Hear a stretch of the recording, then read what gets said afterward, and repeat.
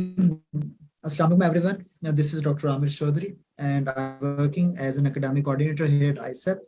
और आज हम डिस्कशन करेंगे CSS PMS क्या होता है, क्यों ज़रूरी है और इसको अचीव करने के लिए, इसको क्रैक करने के लिए क्या स्ट्रेटजीज हैं, और स्पेसिफिकली हम टारगेट करेंगे ISEP की CSS और PMS की स्ट्रेटजी को, जिसके अंदर हम डिटेल से डिस्कस करेंगे प्रॉपर हमारी जो कोलैबोरेटिव और एक बड़ी कॉम्प्रिहेंसिव अप्रोच है टुवर्ड्स CSS PMS, और जिसकी मदद से हम हर साल जो टॉप पोजीशंस हैं वो क्लिंच करते हैं द कंपेटिटिव वेंचर। जो स्टार्ट करते हैं।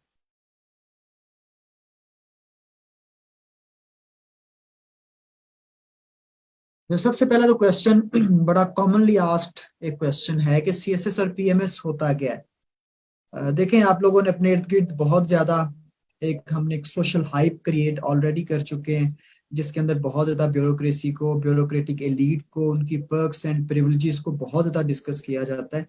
तो आज इस चीज को हम डिस्कस करते हैं। लेकिन ये CSS की अगर बात करें या PMS की बात करें तो ये कंपेटिटिव एग्जाम है, जिसके अंदर पाकिस्तान के जो ग्रेजुएट्स हैं विद मल्टीपल एकेडमिक बैकग्राउंड्स वो compete करते हैं, और compete करने के बाद जो लोग इसमें इलेक्ट होते हैं वो फिर ब्यूरोक्रेटिक पोजीशंस को ज्वाइन करते हैं।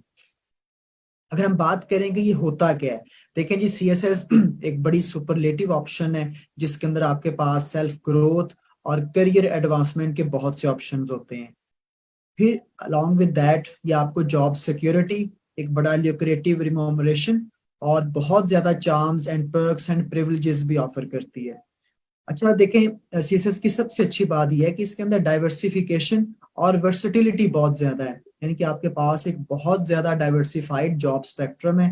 आप मल्टीपल रोल्स अज्यूम करते हैं, आप पॉलिसी मेकिंग में आते हैं और प्लस आप पॉलिसी इम्प्लीमेंटेशन का भी हिस्सा बनते हैं, और ये एक बहुत बड़ी प्रिविलेज है जो भी एक कॉमन पाकिस्तानी जिसको ज्वाइन कर सकता है।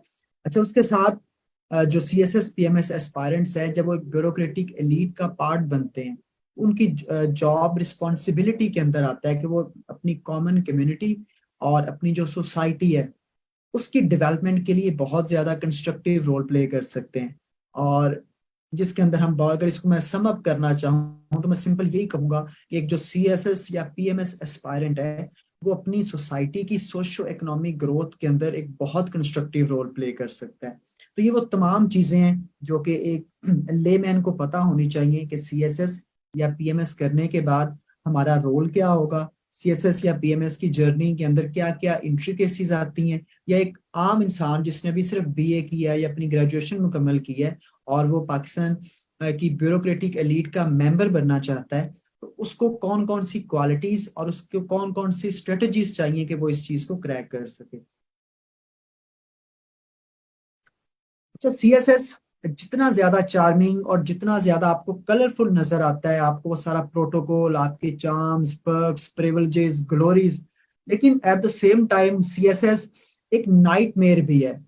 अगर आप हर साल FPSC का रिजल्ट देखें जब तो अब एक कॉमन ऑब्जर्वेशन है कि मोर देन 96 और 97% candidates that have appeared in the comparative examination they get fail, और वो पैथेटिकली फेल होते हैं। और सबसे ज्यादा जो सब्जेक्ट्स हिट होते हैं CSS के अंदर वो they are none other than English essay and English प्रेसी।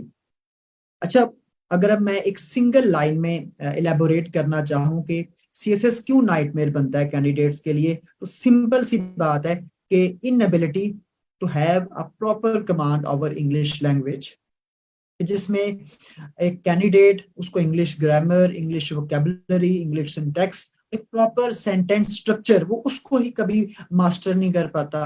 और जब आप एक्सप्रेस नहीं कर पा रहे, आप अपने आइडियाज को कंटेम्पलेट नहीं कर पा रहे, आपके पास प्रॉपर लैंग्वेज नहीं है, आपके पास प्रॉपर सेंटेंस स्ट्रक्चर नहीं है, या फिर आपके पास प्रॉपर रिफाइंड आइडियाज नहीं है, इट मीन्स कि CSS फिर आपके लिए एक दीवाने का ख्वाब होता है, आप रियलिटी से कोसों दूर होते हैं। अच्छा, CSS के अंदर अगर आप बाकी सब्जेक्ट्स की भी बात करें तो आमतौर पे आपको तमाम सब्जेक्ट्स जो है ना वो इंग्लिश लैंग्वेज में अटेम्प्ट करने पड़ते हैं। इसलिए बात बड़ी एक वाज़ेह हो जाती है कि बगैर प्रॉपर इंग्लिश कमांड के, बगैर प्रॉपर इंग्लिश वोकेबलरी के, बगैर प्रॉपर इंग्लिश स्किल्स के आप कभी भी CSS पास नहीं कर सकते। एक बड़ी इसको मैं अगर सम अप करना चाहूँ, the ability to express oneself fluently and coherently in English is crucial for the CSS exam. Without a good grip on English language, the CSS exam can quickly turn into a nightmare for candidates. देखें, जब तक आपको English language पे command नहीं है, आपने सारे अपने ऑप्शनल्स प्रिपेयर कर लिए, आपने सारे कंपलसरी प्रिपेयर कर लिए, लेकिन अब आपके पास नॉलेज बेस तो आ गई है, अब आपके पास प्रॉपर एक सेंटेंस नहीं है, आपके पास प्रॉपर एक लैंग्वेज एक्सप्रेशन नहीं है, आप अपने आइडियाज को एक्सप्रेस ही नहीं कर पा रहे मीनिंगफुल कॉन्टेक्स्ट के अंदर, it means you have just dusted your efforts. देखिए, लैंग्वेज का बड़ा इंपॉर्टेंट रोल होता है। आपके पास बहुत बड़ा एक बहुत वास्ट एक स्फीयर ऑफ नॉलेज है, आपके पास बहुत आइडियाज हैं, लेकिन आपके पास एक मीडियम नहीं है कि आप अपने आइडियाज को एक्सप्रेस कर सके। आपके पास उस तरह की लैंग्वेज आर्टिकुलेशन नहीं है कि आप अपने आइडियाज को पेपर के ऊपर प्रेजेंट कर सके। इट मीन्स कि आपका सारा का सारा knowledge, if it lacks proper expression, और अगर आपके पास एक्सप्रेस करने की लैंग्वेज नहीं है, तो anything multiplied by 0 is equal to 0। यहाँ से आपको अंदाजा हो जाना चाहिए कि CSS एग्जाम के लिए इंग्लिश लैंग्वेज की कितनी इंपॉर्टेंस है और ये कितना एक क्रूशियल रोल प्ले करती है आपका ड्रीम अचीव करने में। अच्छा, अगर हम बात करें आईसेट की, आपने ऑलरेडी बहुत दफा अपने डिफरेंट मीडिया प्लेटफॉर्म्स के ऊपर डिफरेंट जो सेमिनार्स हमारे ऑनलाइन ऑफलाइन होते रहते हैं, आपने सुना होगा। तो हमारे पास आमतौर पे CSS और PMS ऑफर करने वाली जितनी भी एकेडमीज हैं, तो उनका जो एक बड़ा चंक है वो कोशिश करता है कि 3-4 माह के अंदर जो CSS PMS की तैयारी करवाएं, और वो डायरेक्ट हिट करते हैं या तो कंपलसरी सब्जेक्ट्स को या ऑप्शनल सब्जेक्ट्स को, इररिस्पेक्टिव या इररिगार्ड ऑफ द फैक्ट कि 95 to 96% of the candidates that are aspiring for CSS or PMS, they lack basic English language skills. तो हम इसी एक जो हमारे पास एक गैप आ रहा है एक स्टूडेंट की प्रेपरेशन के अंदर, जो बहुत बड़ा एक वॉइड या बहुत बड़ा एक जो खला रह जाता है पुर करने वाला, आईसेट की एक मजबूत और एक बड़ी बेहतरीन हिकमत अमली है कि हम सबसे पहले स्टूडेंट की इंग्लिश लैंग्वेज के ऊपर काम करते हैं, कि जब हमारा स्टूडेंट अपने आइडियाज को मीनिंगफुल कॉन्टेक्स्ट में एक्सप्रेस करने के काबिल हो जाता है, फिर हम उसको ऑप्शनल्स और फिर उसके कंपलसरी की तरफ लेके आते हैं, ताकि जितना भी नॉलेज वो गेन करे उसको मीनिंगफुल कॉन्टेक्स्ट में कंटेक्चुअलाइज कर सके।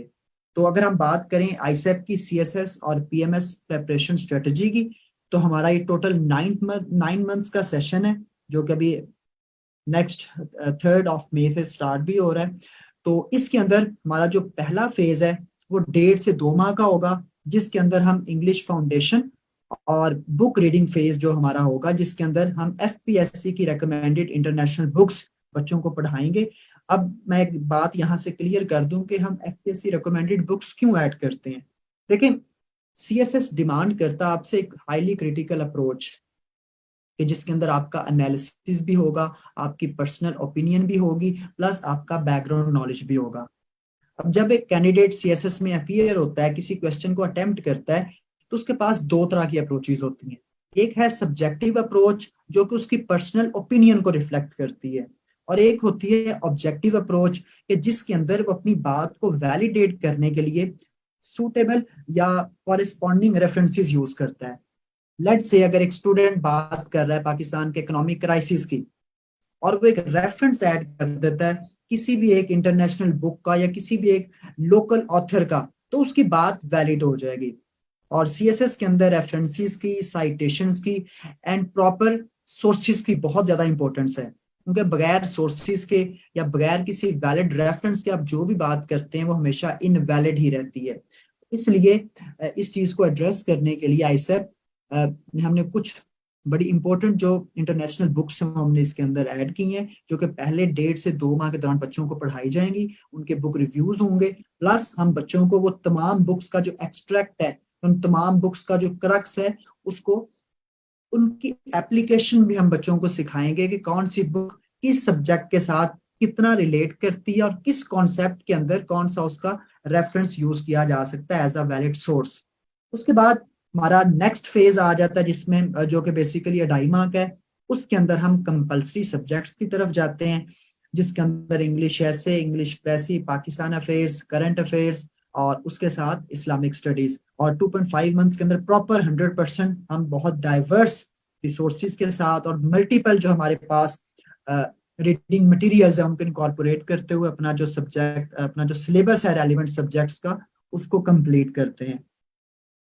नेक्स्ट, जैसे ही हमारा स्टूडेंट कंपलसरी अपने सब्जेक्ट्स कंप्लीट करता है, हम फॉरन शिफ्ट हो जाते हैं ऑप्शनल सब्जेक्ट्स की तरफ, जिसमें हमारे पास एक बहुत एग्जॉर्बिटेंट नंबर में हमारे पास यहाँ पे स्टाफ मेंबर्स मौजूद हैं। सीएसएस के ऑलमोस्ट तमाम सब्जेक्ट्स हम यहाँ पे ऑफर कर रहे हैं, political science, international relations, sociology, gender studies, उसके बाद इकोनॉमी से रिलेटेड जो सब्जेक्ट्स हैं सारे के सारे आमतौर पे यहाँ पे पढ़ाए जाते हैं। तो ऑप्शनल सब्जेक्ट्स जो हैं वो हम कवर करते हैं नेक्स्ट 2.5 मंथ्स में 2.5 माह के अंदर।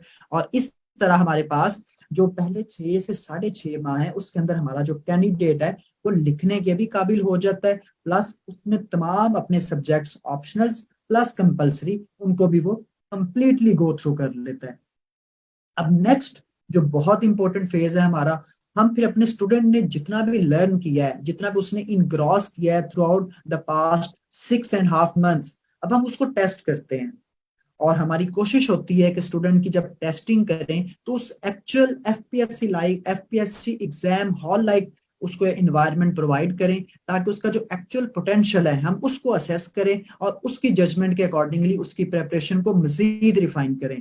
इसके लिए हमारे पास 4 से 5 रिवीजन और मॉक टेस्ट सीरीज फेजेज हैं, और जिसके अंदर हम टोटल 156 जो टेस्ट है वो इंक्लूड करते हैं। पहले चैप्टर वाइज, फिर कुछ 25% जो सिलेबस को कवर करके, फिर 50%, देन 75%, और अल्टीमेटली हम कंप्लीट एक सब्जेक्ट का टेस्ट जो वो कंडक्ट करते हैं, ताकि हमारे पास एक प्रॉपर ऑर्गेनाइज्ड असेसमेंट हो हमारे कैंडिडेट्स की, और हमारे पास प्रॉपर उनकी परफॉर्मेंस की इवेल्युएशन भी मौजूद हो। और ये वो यूनिक फीचर है जो भी आईसेप आपको ऑफर कर रहा है, और आपको जितनी भी सीएसएस पीएमएस अकेडमीज हैं उनके अंदर ये चीज आपको नहीं मिलेगी। हम स्टूडेंट को प्रॉपर प्रिपेयर करके फॉर द कंपैरेटिव वेंचर हम उसको टेस्ट करते हैं, बार बार इवेलुएट करते हैं, और कोशिश करते हैं कि जब हमारे पास एक कैंडिडेट एक फ्लॉलेस अपने स्फीयर में मूव कर जाता है, देन ही और she is fit to appear in the comparative examination. और ये टोटल 3 मंथ्स का हमारे पास इवेलुएशन फेज है, जिसके अंदर कंप्लीट प्रॉपर हमारी रिगरस टेस्टिंग प्रैक्टिस है, जिसके अंदर बहुत ज्यादा फोकस करते हैं हम इवेल्युएशंस के ऊपर, और टारगेटेड फोकस किया जाता है, इंडिविजुअल अटेंशन दी जाती है कैंडिडेट्स को।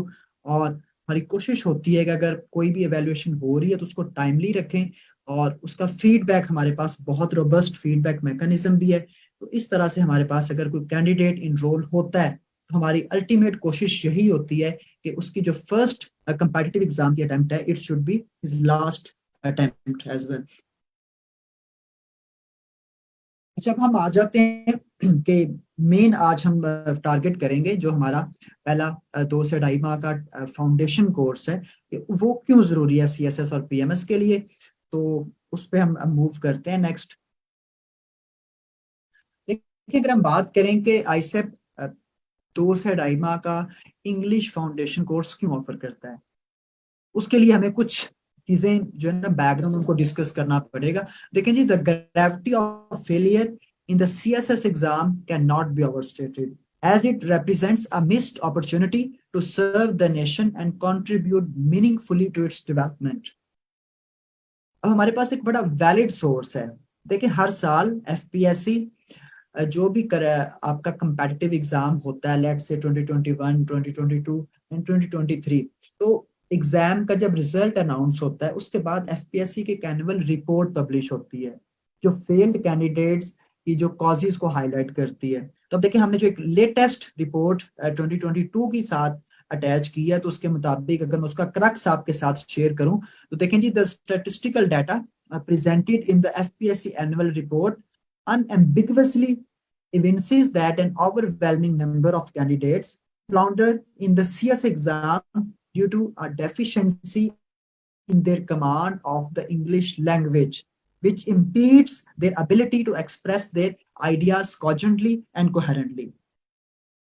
देखिए, सिंगल अगर फैक्टर मैं बताऊं, आपकी inability to express your ideas, और ये आपके लिए बहुत बड़ा एक रेड फ्लैग बन जाता है कि जब आपको अपनी बात फ्लॉलेस इंग्लिश सेंटेंस के अंदर कन्वर्ट करनी ही नहीं आ रही, आपके माइंड में नॉलेज मौजूद है, आपने प्रॉपर 6 से 7 माह आपने तैयारी की है, आपने बहुत एक रोबस्ट प्रेपरेटरी मैकेनिज्म अंडरटेक किया है, लेकिन जब आप एग्जाम में अपीयर होते हैं तो आप अपने आइडियाज को एक फ्लॉलेस सेंटेंस में ट्रांसफॉर्म नहीं कर पाते। This is the main reason behind an exorbitant number of failures in the CSS examination. अब अगर इसको मैं मजीद सिंप्लीफाई करूं, अगर हम इंग्लिश लैंग्वेज की बात करें तो देखें इसके अंदर आपका क्या क्या चीजें कंट्रीब्यूट करती हैं towards failure. Poor sentence structure, यानी कि एक स्टूडेंट को मेन एक सीक्वेंस का ही नहीं पता कि जब उसने सेंटेंस लिखना है तो सब्जेक्ट की प्लेसमेंट कहाँ पे है, वर्ब की प्लेसमेंट कहाँ पे है, कि जब दो सेंटेंसेस को कनेक्ट करना है तो उसके क्या रूल्स एंड रेगुलेशंस हैं, एक नेगेटिव को पॉजिटिव सेंटेंस के साथ कैसे आर्टिकुलेट करना है, दो इंटेरोगेटिव सेंटेंसेस को किस तरह से मर्ज करना है, या जब आपने एक कंपाउंड सेंटेंस फॉर्मुलेट करना है तो उसके क्या रूल्स हैं। तो सेंटेंस स्ट्रक्चर जो स्टूडेंट्स का उसके अंदर बहुत ज्यादा ब्लंडर्स होते हैं। फिर अ डेarth ऑफ ग्रामेटिकल डेक्सटेरिटी, ये बहुत बड़ा मसला है। देखें, एक सिंगल वर्ड को रिप्रेजेंट करने के लिए ना इंग्लिश डिक्शनरी के अंदर there is a plethora of words. एक वर्ड के लाइक 50-60 सिनोनिम्स होते हैं, लेकिन स्टूडेंट्स हमारे जो हैं वो बहुत ज्यादा एक मिस परसेप्शन में चले जाते हैं कि वर्ड जो उनको बहुत अच्छा लग रहा होता है उसको फिट करने की कोशिश करते हैं एक इररेलेवेंट कॉन्टेक्स्ट के अंदर। देखिए, इंग्लिश का जो हर एक सिंगल वर्ड है ना, वो एक स्पेसिफिक कंडीशन और स्पेसिफिक सिचुएशन के लिए होता है। अगर आप उसको उसके अलावा यूज करेंगे तो that would be totally misfit. तो स्टूडेंट्स के पास चूंकि एक ग्रामेटिकल डेक्सटेरिटी नहीं होती, उनके पास इतनी विजडम नहीं है कि किस वर्ड की जो मीनिंग का प्रॉपर हॉरिजन क्या है, उसका प्रॉपर स्पेक्ट्रम ऑफ मीनिंग्स क्या है, तो उसको एबनॉर्मली और बड़ा इनकोहेरेंटली यूज करते हैं, जो कि when it comes to CSS examination तो ये बहुत बड़ा रेड फ्लैग बन जाता है। आगे बात करें, an inability to proper incisive and analytical insights. देखिए, आप बात फिर वही आती है कि CSS या PMS में जब आप आते हैं ना तो it demands an analytical approach.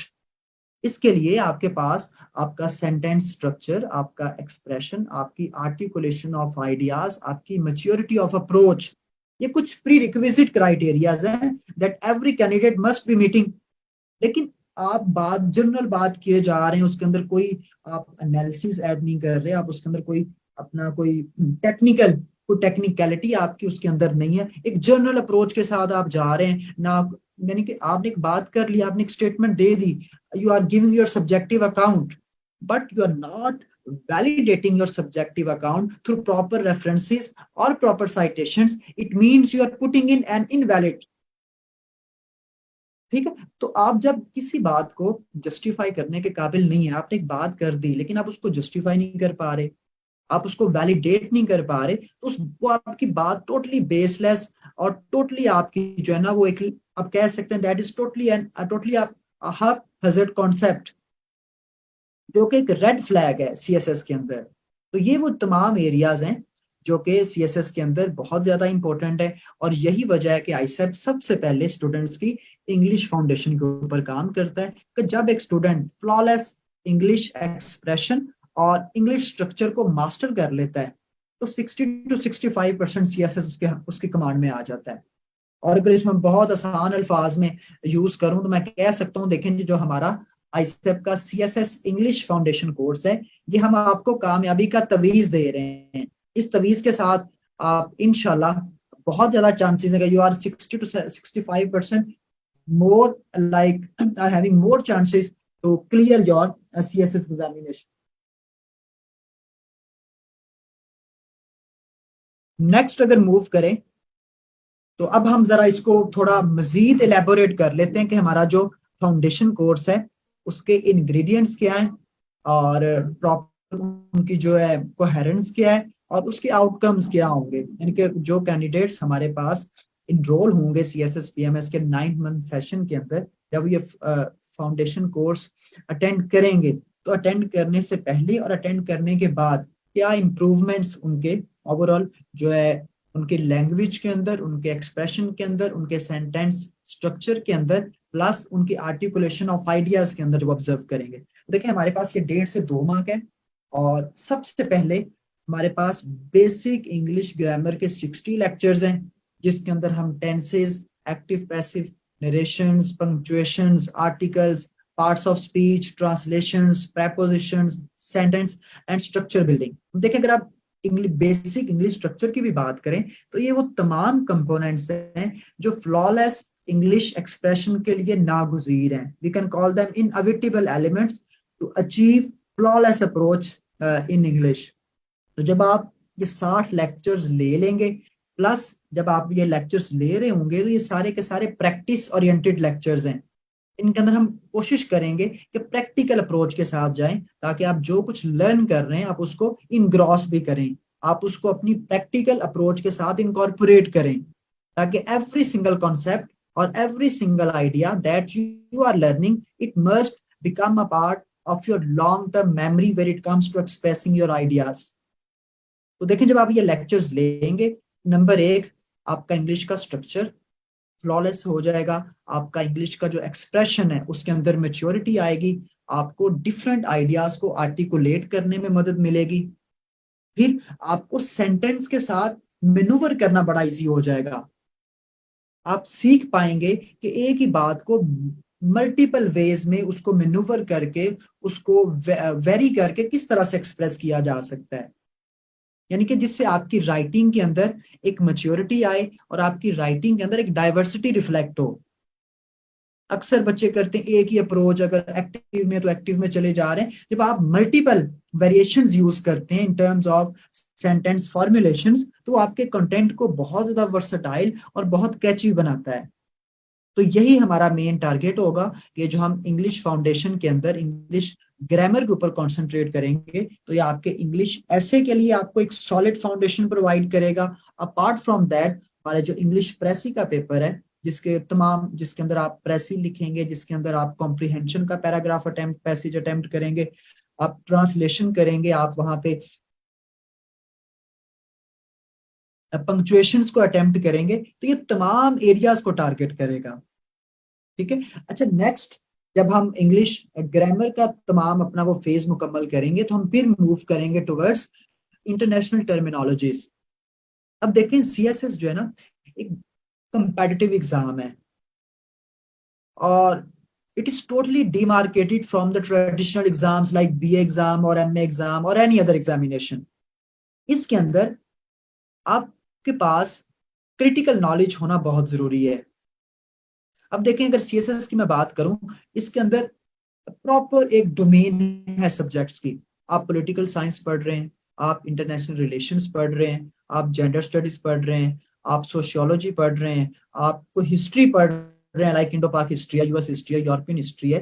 तो हर सब्जेक्ट के लिए कुछ टेक्निकल टर्मिनोलॉजीज होती हैं, और उस स्पेसिफिक सब्जेक्ट में अच्छा स्कोर करने के लिए जब तक आप वो की टर्मिनोलॉजीज यूज नहीं करेंगे, उनको इनकॉर्पोरेट नहीं करेंगे अपने आंसर्स के अंदर, तो आप अच्छा स्कोर नहीं कर सकते। लाइक अगर मैं बात करूं सिंपल सी, अब जिस तरह से अगर मैं बात करूं इंटरनेशनल लॉ की, इंटरनेशनल रिलेशंस की, तो आप उसमें कंट्री का वर्ड यूज नहीं करते, आप यूज करते हैं स्टेट। अगर आप आईआर के अंदर बात करें स्टेट की सेल्फिशनेस की, तो आप वो वर्ड यूज नहीं करते, आप कहते हैं जी स्टेट बड़ी रियलिस्ट है। अगर आप बात करते हैं जो अगर आप स्टेट का गुड बिहेवियर शो करने की कोशिश करते हैं, तो आप कहते हैं ये स्टेट लिबरलिस्ट बिहेवियर शो कर रही है, लिबरलिज्म एग्जिबिट कर रही है।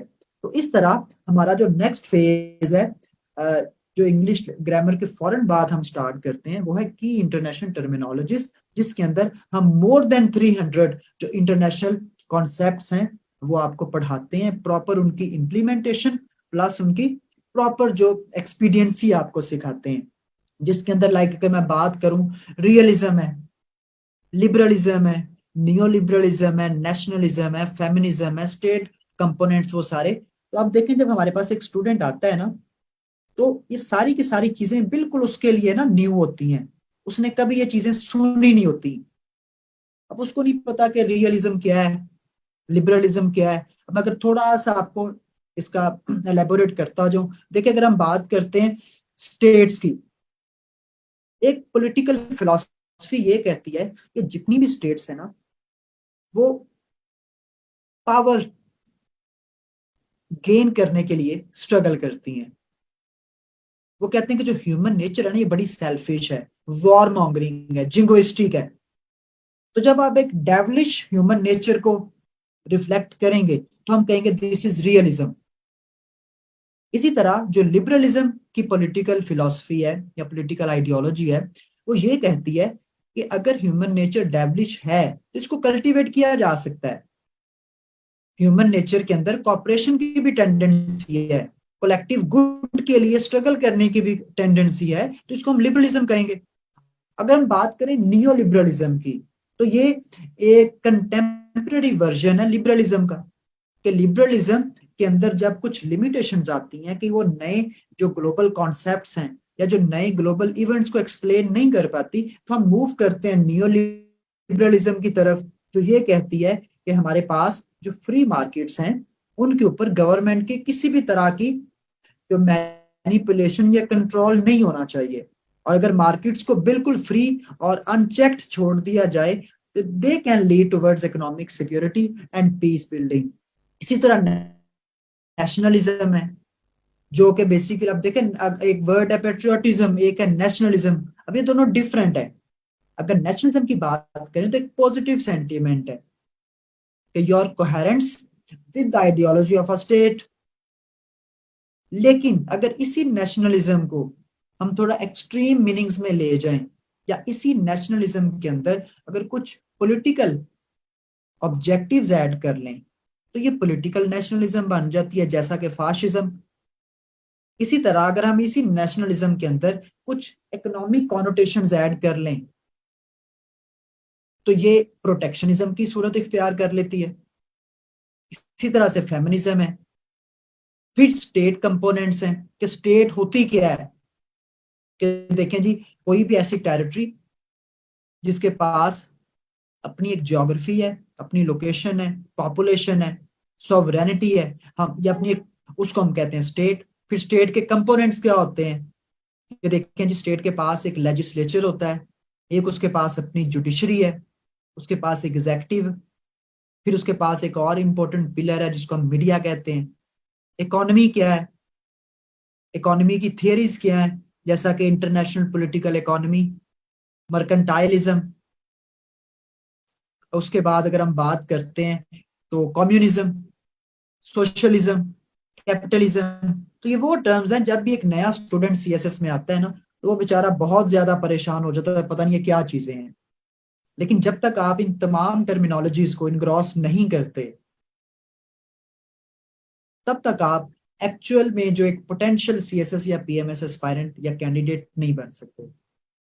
तो इसलिए हमारा जो नेक्स्ट, हम जब बात इंग्लिश लैंग्वेज के बाद जिस पे फोकस करते हैं, हमारा इंटरनेशनल कॉन्सेप्ट्स हैं, जिसके अंदर हम मोर देन 300 कॉन्सेप्ट, जो कि अभी मैंने इलेबोरेट किए हैं थोड़ा ब्रीफली, वही हम बच्चों को सिखाते हैं, इनकी इम्प्लीमेंटेशन। उसके बाद जब हमारा एक स्टूडेंट इन तमाम की टर्मिनोलॉजीज को सीख लेता है, तो फिर हम उसका क्रिटिकल एनालिसिस बिल्ड करते हैं। फिर हम उसको एक प्रॉपर प्रैक्टिकल अप्रोच की तरफ लेके जाते हैं, डिफरेंट सिनेरियो बेस्ड सिचुएशंस उसको देते हैं, कि अब जो कुछ उसने सीखा है,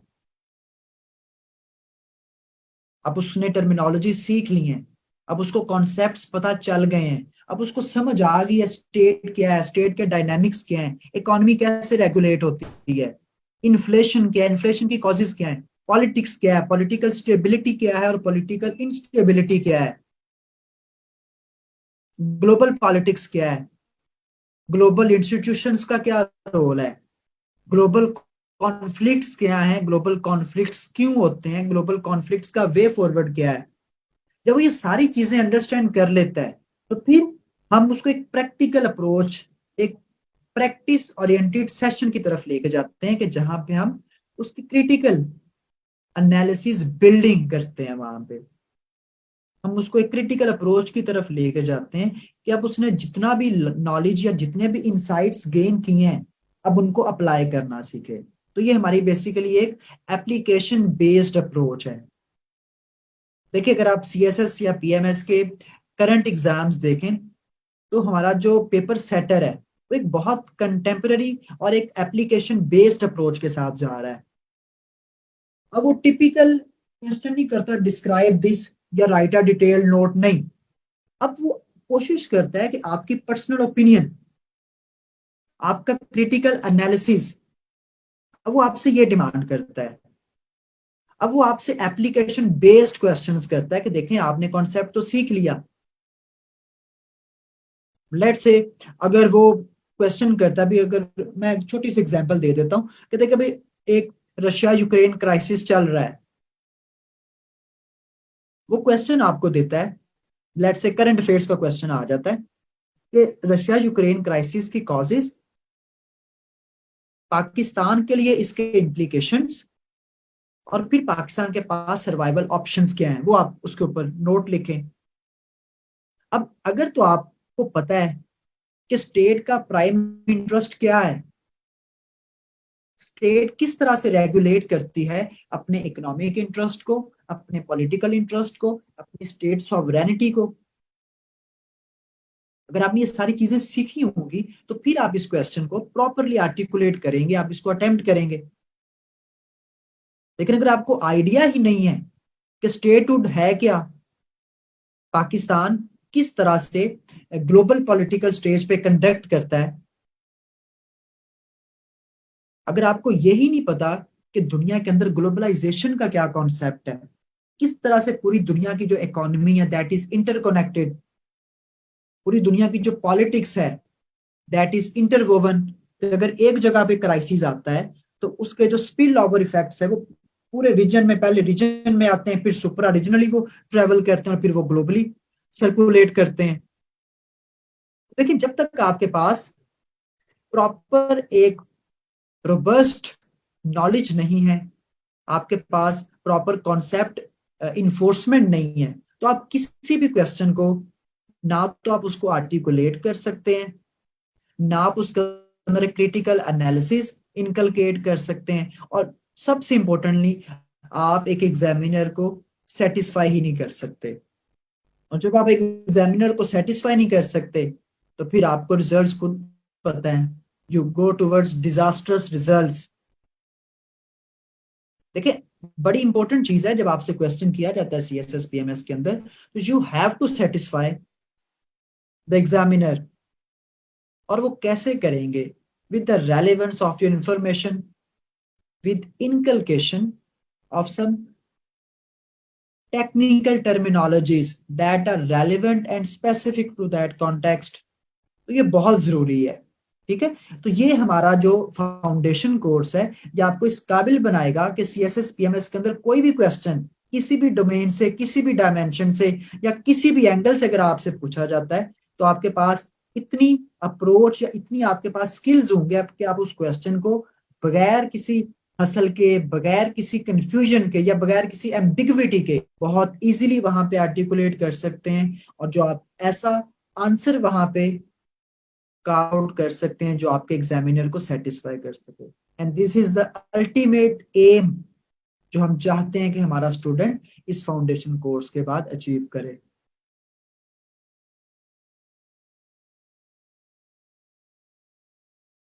अच्छा, अब अगर हम इंग्लिश फाउंडेशन की बात करें, जब हम स्टार्ट करते हैं तो एक छोटा सा सैंपल जो यूनिट है मैं आपके सामने मैं शेयर कर रहा हूँ। देखें जी, यूनिट 1। अब अक्सर बहुत से सेंटेंसेस आते हैं।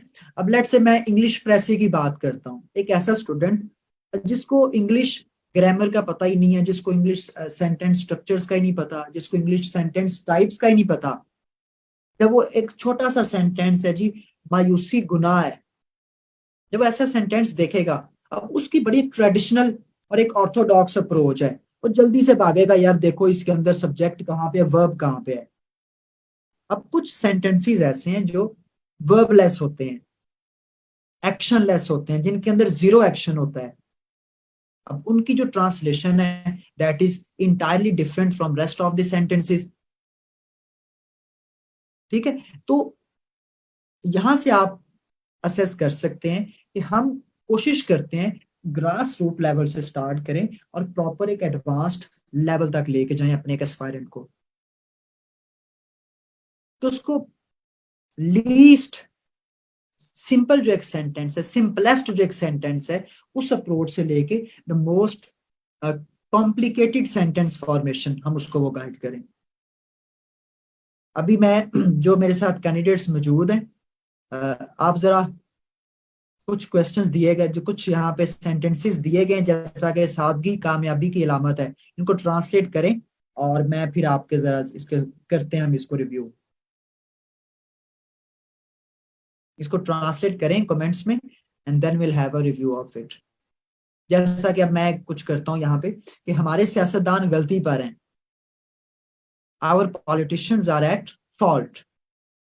अब देखें, ये वो सेंटेंस है जिसके अंदर कोई एक्शन नहीं आ रहा, लेकिन जब तक आप जीरो टेंस को, जीरो सेंटेंस को जस्ट अब जब उसको अंडरस्टैंड नहीं करते, आप कैसे इसको ट्रांसलेट कर सकते हैं? इंग्लिश एक रूल्स बेस्ड लैंग्वेज है। आपने अगर ट्रांसलेट करनी है, आपने सेंटेंस फॉर्मेशन करनी है, आपने सेंटेंस की ट्रांजिशन करनी है, तो देयर आर सर्टेन रूल्स। इसलिए हम जब स्टार्ट करते हैं, हम बिल्कुल ग्रास रूट लेवल से स्टार्ट करते हैं ताकि बेसिक पॉसिबल सेंटेंस इनकलकेट करें अपने स्टूडेंट्स को, अपने एस्पायरेंट्स को, ऑनवर्ड्स प्रोग्रेसिवली इंक्रीमेंट करके उसकी जो डिफिकल्टी लेवल है उसको इनहांस कर करके एक एडवांस्ड सेंटेंस की स्टेज पे मूव कर जाए।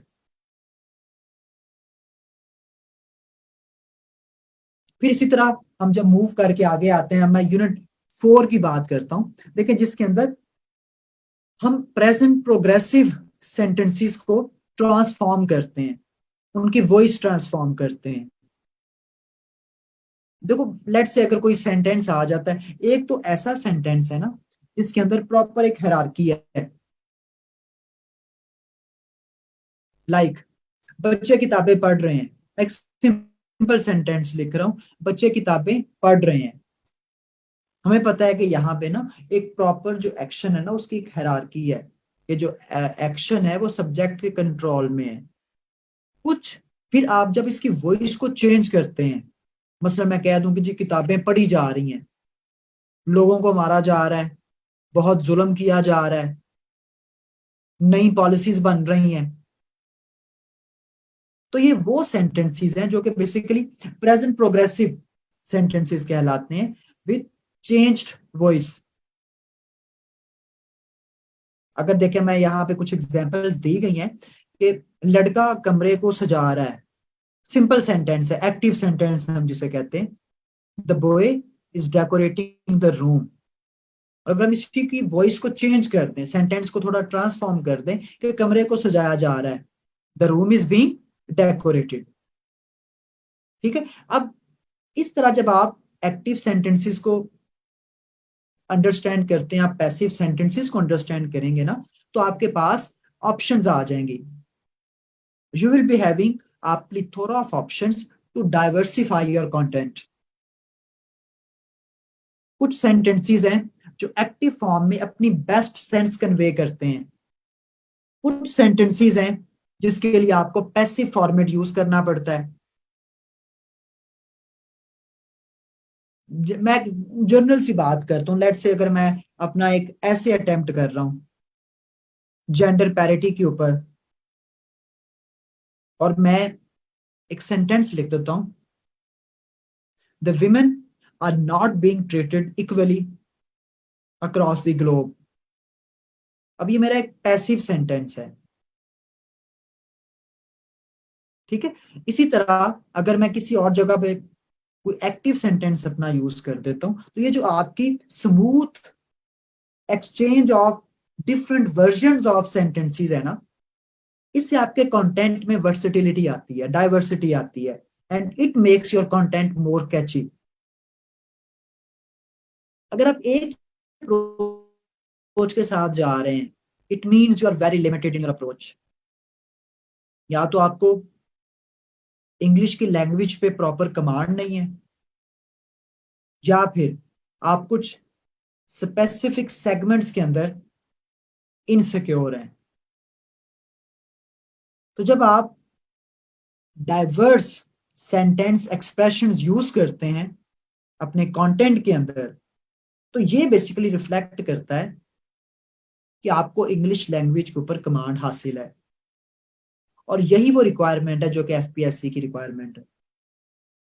और ये जो हमारा इंग्लिश फाउंडेशन कोर्स है, ये आपकी इंग्लिश फाउंडेशन बिल्डिंग करता है, कि जिसके अंदर आपको तमाम वर्जन्स हम सिखाते हैं कि किस तरह से आपने अपने किसी भी पैसेज को, अपने किसी भी पैराग्राफ को, चाहे वो बॉडी पैराग्राफ है या इंट्रोडक्शन है, आप उसको डाइवर्सिफाई कर सकते हैं, आप उसको कैची बना सकते हैं। अब इसके अंदर भी कुछ एक्सरसाइज के सेंटेंसेस दिए गए हैं, आप इसको अटेम्प्ट करें, फिर हम इसके ऊपर डिस्कशन करते हैं। फिर अब इंग्लिश ऐसे तो एक बहुत बड़ा जो हम बात करते हैं कि ऐसा सब्जेक्ट है जो जिसमें बहुत ज्यादा स्टूडेंट्स जो है फेल होते हैं, लेकिन प्रेसी के अंदर भी नंबर कुछ कम नहीं है।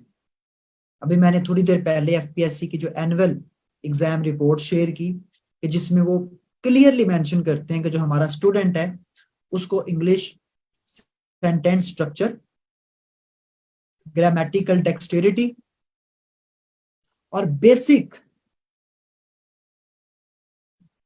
जो एक्सप्रेशन है इंग्लिश का, उस पे उसको ग्रिप नहीं है, उसको उस पे कमांड नहीं है। तो देखिए, जब आप उस सेंटेंस को ट्रांसलेट करना होता है तो you need an art of translation. उसके लिए क्या चाहिए? उसके लिए आपको सेंटेंस की तमाम जो कैटेगरीज हैं उनकी आइडेंटिफिकेशन जरूरी है। लेट्स से मैं मेरे सामने एक फर्स्ट सेंटेंस लिखा हुआ है जी, खुशामद करना धोखा देना है। दरअसल हर किसी को अपने आप से प्यार होता है। अब जब आप ट्रांसलेशन करते हैं ना, तो आपके पास हर एक सेंटेंस अपनी नेचर में, अपनी कैटेगरी में और अपने एक्सप्रेशन में दूसरे सेंटेंस से डिफरेंट होता है। तो अगर आप एक ही अप्रोच के साथ जा रहे हैं, एक सिंगुलर अप्रोच, तो आप खुद इमेजिन कर लें कि आप कितना एक डिजास्टरस अप्रोच के साथ जा रहे हैं। तो इंग्लिश जो लैंग्वेज है ना, ये कंप्लीट पैकेज है। ऐसा नहीं कि आपने प्रेजेंट इंडेफिनिट सीख लिया तो जी आप पास कर जाएंगे, प्रेजेंट कंटिन्यूस सीख लिया तो आप पास कर जाएंगे, या प्रेजेंट परफेक्ट आपने सीख लिया तो आप पास कर जाएंगे, या आपको कंप्लीटली इसको इनग्रॉस करना पड़ता है। और जब आपकी एक ग्रिप आ जाती इंग्लिश लैंग्वेज पे, इंग्लिश सेंटेंस पे, इंग्लिश एक्सप्रेशन पे, तो फिर चाहे वो ट्रांसलेशन हो, चाहे वो प्रेसी हो, चाहे वो कॉम्प्रीहेंशन हो, वो सारी की सारी आपके लिए बहुत ज्यादा मैनेजेबल हो जाती हैं।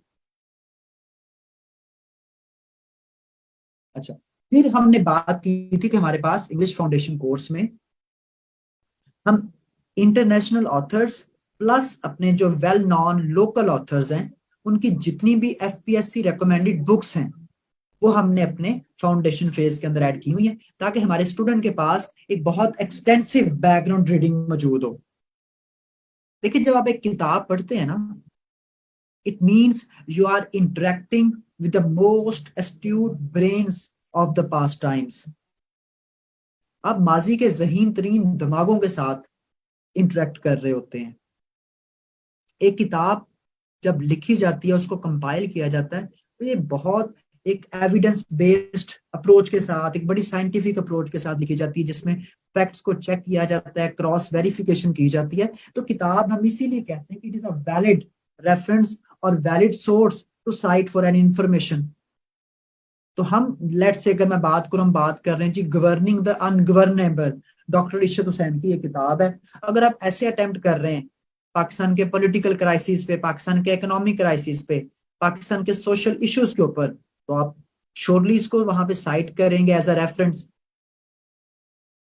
ये आपके एक्सप्रेशन को बहुत ज्यादा डाइवर्सिफाई करेगी, प्लस ये आपकी नॉलेज बेस को इनहांस करेगी। इसी तरह अगर मैं बात करूं Pakistan beyond the crisis state, Maliha Lodhi जिन्होंने इस बुक को कंपाइल किया है, अब इसके अंदर पाकिस्तान के चाहे वो एजुकेशनल प्रॉब्लम्स हों, चाहे हमारे कुछ सोशल स्टिग्माज हों, चाहे हमारे कुछ पॉलिटिकल इश्यूज हों, उनको बहुत इन डेप्थ उनके ऊपर जो है ना उन्होंने अपना अकाउंट प्रेजेंट किया है। तो अगर आपको कोई भी पाकिस्तान के अंदर एक क्वेश्चन, इशू बेस्ड क्वेश्चन आ गया है, सीएसएस के अंदर इशू बेस्ड एक ऐसे आ गया है, तो ये बुक आपके लिए एक बेहतरीन सोर्स के तौर पे वहां पे आपको हेल्प करेगी। इसी तरह से जो बुक है 21 lessons for the 21st century, जो कि युवल नोह हरारी ने लिखी है।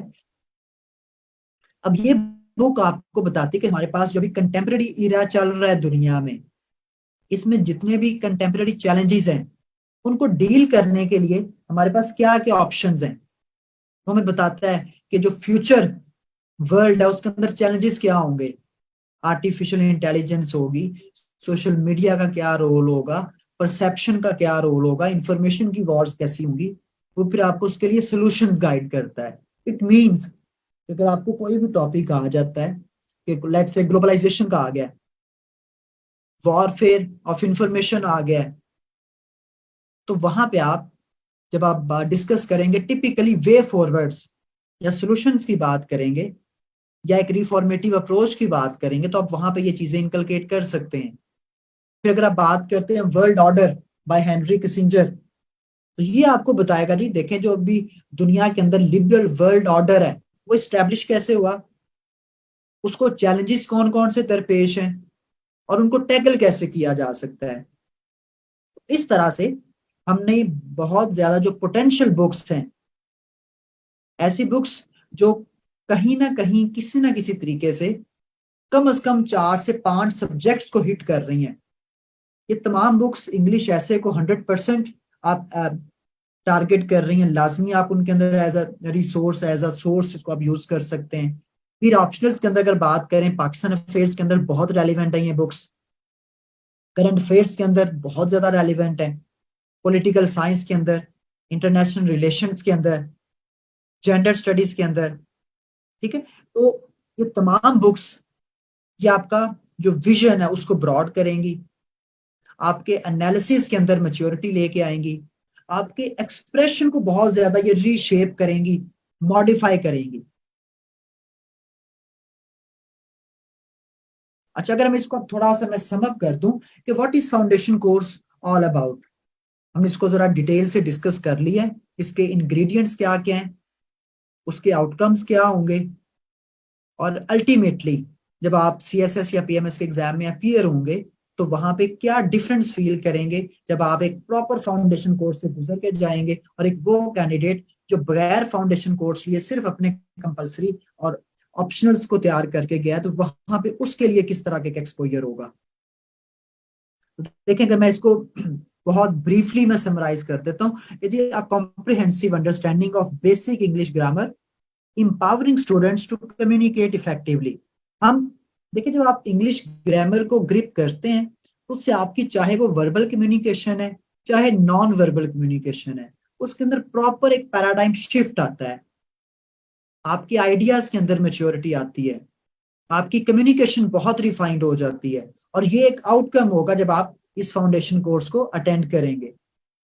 Inculcation of 300 crucial terminologies, equipping students with an extensive vocabulary to express themselves fluently। देखिए इंफॉर्मेशन को एक्सप्रेस करने के लिए आपके पास नॉलेज होना चाहिए, नॉलेज को मीनिंगफुल बनाने के लिए आपके पास प्रॉपर टर्मिनोलॉजीज की बेस होनी चाहिए। आप आईआर का पेपर अटेम्प्ट कर रहे हैं, you must be having crucial IR terminologies. Pol science के पेपर में आपके पास पॉलिटिकल साइंस की रेलेवेंट टर्मिनोलॉजीज होनी चाहिए। आप कोई इकोनॉमी के ऊपर कोई चीज अटेम्प्ट कर रहे हैं, अगर हम इकोनॉमिक करप्शन की बात करते हैं उसके लिए एक वर्ड स्पेसिफिकली यूज करते हैं किक बैक्स। तो इस तरह हर एक डोमेन की कुछ टेक्निकल रेलेवेंट और स्पेसिफिक टर्मिनोलॉजीज हैं, जब आप उनको इनकलकेट करते हैं तो आपका पेपर बहुत ज्यादा रेलेवेंट हो जाता है। लेकिन यही तो एक एफपीएससी का एग्जामिनर आपसे डिमांड कर रहा है कि आपके पेपर में रेलेवेंस होनी चाहिए, आपके पेपर में सिंक्रोनाइजेशन होनी चाहिए, आपके पेपर में कोहेरेंस होनी चाहिए। और वो कब आती है, जब आप सब्जेक्ट रिलेटेड कंटेंट प्रिपेयर करते हैं और सब्जेक्ट रिलेटेड टर्मिनोलॉजीज को इनकलकेट करते हैं।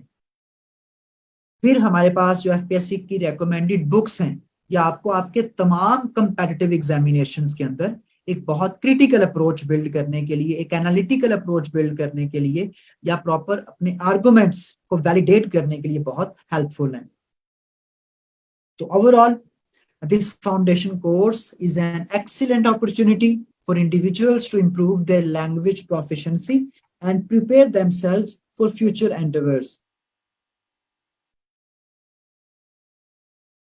चलें जी, अब हम जरा स्पेसिफिकली बात कर लेते हैं कि जब आप ये फाउंडेशन कोर्स अटेंड करेंगे तो इसके क्या विजिबल आउटकम्स आप एक्सपीरियंस करेंगे। सबसे पहली चीज जो है जी वो है augmented command of English grammar. देखें, इंग्लिश ग्रामर को इतना इजी इसको मास्टर करना नहीं है, it is an intricate subject. तो इसकी जितनी पेचीदगियां हैं, जैसा कि मैंने ऑलरेडी डिस्कस किया कि देखें जब आप एक सेंटेंस बनाते हैं आपको पता है हर सेंटेंस के एक नेचर है, उसकी कैटेगरी है, उसका एक एक्सप्रेशन है। तो जब तक आप उसको मास्टर नहीं कर सकते तब तक आप इंग्लिश लैंग्वेज को मास्टर नहीं कर सकते। तो देखें जी, जो आईसेप इंग्लिश फाउंडेशन कोर्स है, it furnishes N exhaustive comprehension of rudimentary English grammar, thereby enabling learners to express themselves with greater proficiency and accuracy. एक एफपीएससी का एग्जामिनर डिमांड करता है कि जो सीएसएस का एस्पायरेंट है उसके अंदर इतनी मैच्योरिटी होती है कि वो एक फ्लॉलेस एक्सप्रेशन वहां पे रिफ्लेक्ट करता है। और अगर आप एक फ्लॉलेस अप्रोच के साथ नहीं जा रहे, it means you are just going to waste your attempt. Simple. Then there comes the enriched lexicon. In addition to English grammar, the course also disseminates 300 crucial terminologies, thereby endowing learners with an extensive vocabulary to articulate themselves with utmost eloquence and precision. मैंने already discuss किया था कि हर एक situation के लिए, हर एक context के लिए एक स्पेसिफिक वर्ड होता है। अगर आप वो वर्ड या आप वो सिनोनिम या आप कोई भी वो वोकैबुलरी पीस आप उसको अदर देन दैट कॉन्टेक्स्ट अगर आप यूज करेंगे, that would be totally misfit and that is considered a big red flag when it comes to academic writing as demanded by the FPSC. इसके लिए हम diversify करते हैं, हम एक्सपेंड करते हैं आपकी वोकैबुलरी बेस को, ताकि आपके पास इतने ऑप्शंस हों कि आप हर सिचुएशन के लिए, हर कॉन्टेक्स्ट के लिए एक सूटेबल वर्ड, एक सूटेबल जो है सिंटैक्स वहां पे आप इनकॉर्पोरेट कर सकें। And this is what enhances your chances of success. इसी तरह हम बात करते हैं जी, तीसरा जो बड़ा विजिबल आउटकम हमें देखने को मिलता है, कंपैरेटिव एग्जामिनेशन एप्टीट्यूड, ये आपका बिल्ड होता है। The course prescribes a plethora of books acknowledged by the Federal Public Service Commission, thereby fostering learners' preparation for competitive examinations with erudition and sagacity. देखें, आपको एक बड़ी cogent और एक बड़ी astute अप्रोच चाहिए। आमतौर पे वो डिमांड करता है कि एक कॉमन मैन अप्रोच, लेकिन कॉमन मैन अप्रोच के लिए आपके पास कुछ रिक्विजिट विजडम, कुछ नॉलेज, कुछ रेफरेंसेस, कुछ जस्टिफिकेशंस फॉर योर स्टांस तो होनी चाहिए। देखिए, एक बहुत अच्छी एक कोटेशन है, good reading promotes good writing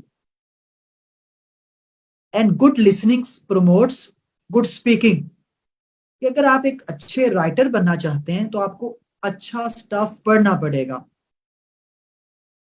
और अगर आप एक अच्छे ऑरेटर बनना चाहते हैं तो आपको अच्छी चीजें सुननी पड़ेंगी। तो जब आप क्वालिटी कंटेंट पढ़ेंगे, it means it would reshape और refine the quality of your written content. तो this is the visible outcome that an aspirant experiences once he has attended our foundation course.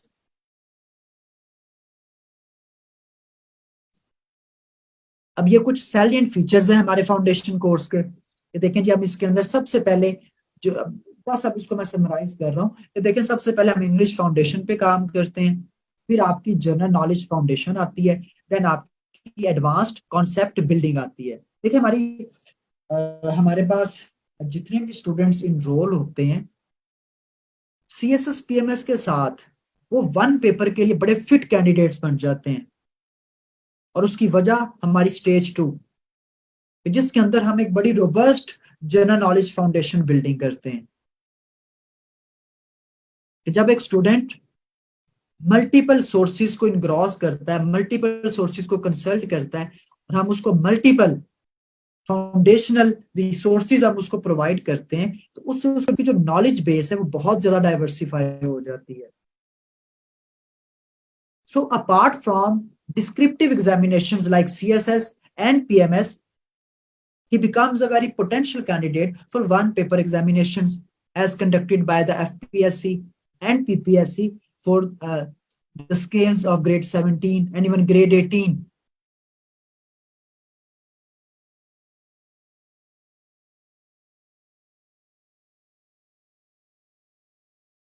So again I am just summarizing English Foundation, जिसमें मैं पहले बड़ी detail से बात कर चुका हूँ।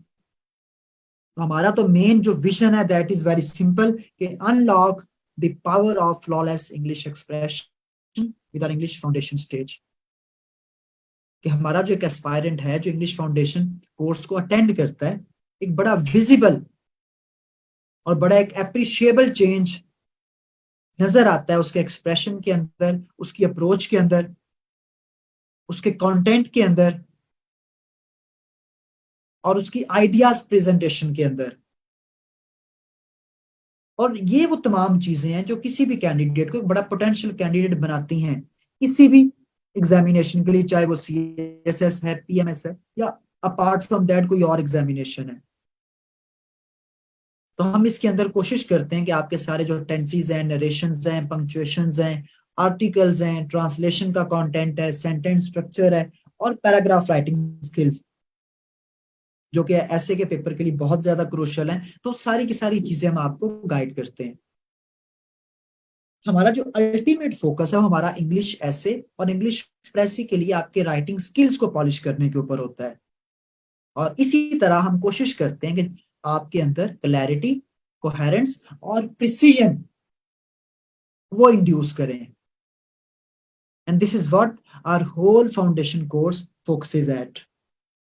So through practical exercises, writing assignments and feedback sessions, learners are given the opportunity to hone their skills and gain confidence in their ability to use the English language effectively and convincingly.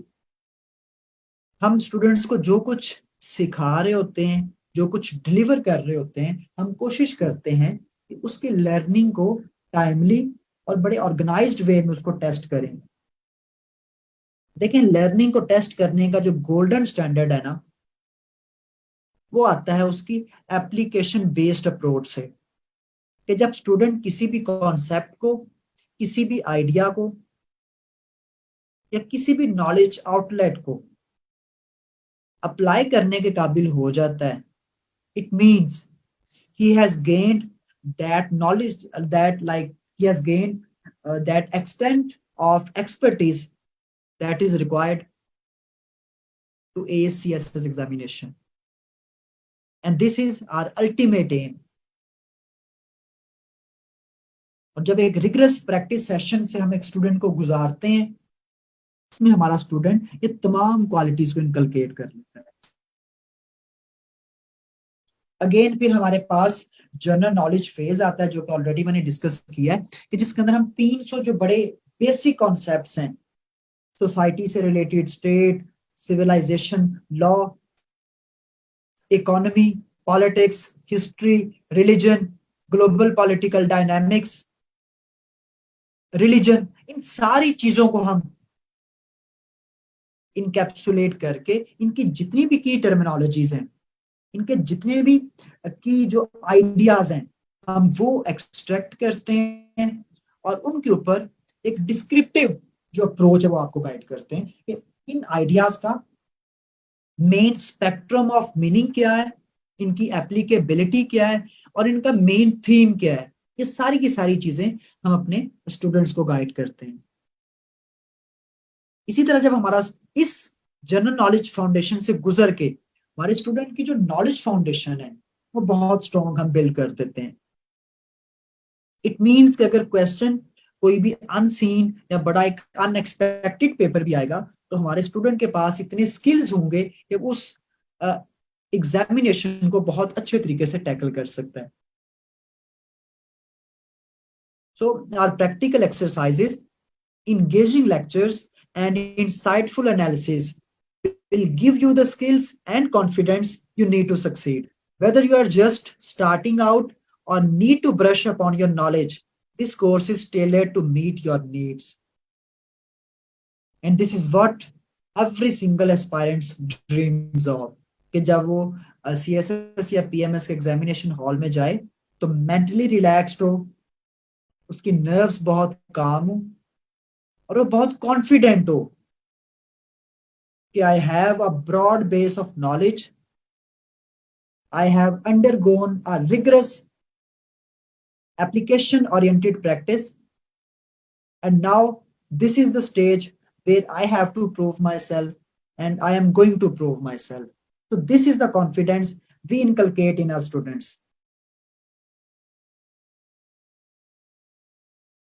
फिर जब हम advanced concept building की तरफ जाते हैं, जैसा कि मैंने डिस्कस की है कुछ किताबें और उनकी रेलेवेंस आपके साथ डिस्कस की है कि कौन सी बुक किस कॉन्टेक्स्ट के अंदर हम उसको पढ़ सकते हैं, तो इसलिए जो हमारे पास बुक रीडिंग का जो हमारा फेज है, इसका पर्पज ये है कि हम आपके अंदर एक एकेडमिक रिगर और जो प्रैक्टिकल एप्लीकेशन है डिफरेंट कॉन्सेप्ट्स की या डिफरेंट क्वेश्चंस को हमने स्ट्रक्चर कैसे करना है, किस अप्रोच के साथ हमने क्वेश्चन को अटेम्प्ट करना है, वो सारी की सारी चीजें आपकी पॉलिश करते हैं। अब बुक रीडिंग के अंदर हमारा जो मेन कंसर्न है वो आपके क्रिटिकल एनालिसिस को बिल्ड करने पे है, जैसा कि with a special focus on critical analysis and reading, students are exposed to a plethora of FPSC recommended books, honing their reading comprehension and analytical skills. Our expert faculty members ensure that students grasp the core concepts and theories behind every topic, providing a solid foundation for success in competitive examinations. देखें, student जितनी ज्यादा books पढ़ता है, it means उतनी ज्यादा maturity आती है उसकी अप्रोच में, उसका राइटिंग एक्सप्रेशन, उसकी एनालिटिकल अप्रोच, उसकी आर्गुमेंटेशन बहुत ज्यादा रीशेप और बहुत ज्यादा रिफाइन हो जाती है। एक ऐसा स्टूडेंट जिसने बुक पढ़ी ही नहीं है, इट मीन्स उसको टोटली डेफिशिएंट है नॉलेज बेस से। He will be having a dearth of arguments, a paucity of knowledge, and indeed an inefficient preparatory strategy that would lead to nothing but disaster. तो जब आप quality books पढ़ते हैं, it means you are catching quality ideas. ये quality ideas आपके content के अंदर, आपके एक्सप्रेशन के अंदर, आपकी अप्रोच के अंदर और आपकी ओपिनियन के अंदर एक बड़ा विजिबल इम्पैक्ट लेके आते हैं। आपकी राइटिंग से ब्यूरोक्रेटिक स्टाइल रिफ्लेक्ट होता है, आप एक बड़ी सॉल्यूशन ओरिएंटेड अप्रोच को अडॉप्ट करते हैं, जो कि अल्टीमेटली आपकी पर्सनालिटी को भी रिफ्लेक्ट करता है इन योर एग्जामिनेशन। आपकी पॉजिटिव अप्रोच, आपकी पॉजिटिव इंटेंट। और जब आप अपने आर्गुमेंट्स को जस्टिफाई नहीं कर पाते, वो क्या शो करता है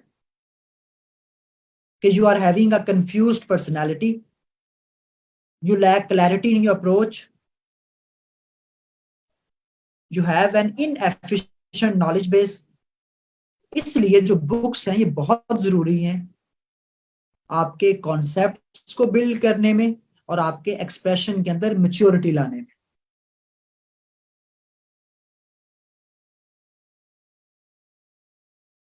फिर ये कुछ बुक्स हम ऑलरेडी डिस्कस कर चुके हैं, जो कि आपको पैराग्राफ राइटिंग, आपका एसे का कंटेंट, आपका करंट अफेयर्स का कंटेंट, प्लस आपके ऑप्शनल्स के अंदर अगर आपको कहीं पे आर्गुमेंट्स पुट इन करने हैं, उसमें आपको बहुत ज्यादा फैसिलिटेट करें।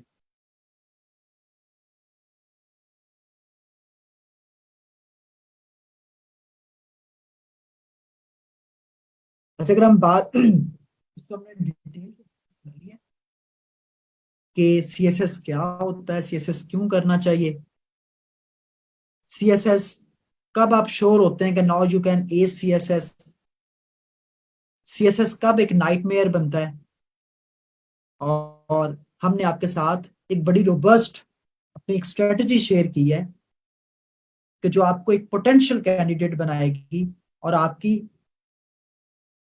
सक्सेस और आपकी अचीवमेंट को इंश्योर करेगी इन योर एग्जामिनेशन।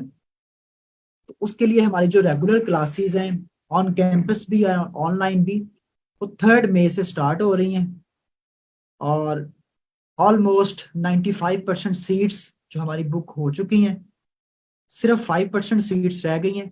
और अगर आप इस अपॉर्चुनिटी को क्लिंच करना चाहते हैं तो hurry up and grab your seats and ensure your success and come under a visible impact that our foundation course is going to inculcate in you. Thank you.